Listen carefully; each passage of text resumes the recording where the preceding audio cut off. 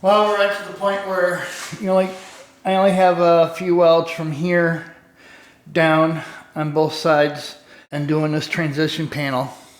So I removed and moved the floor out of the way so I can get in there with the clamp and be able to put a clamp up in here to get to these, to hold them down and make sure this panel is in its position. And this panel will be done, welded on.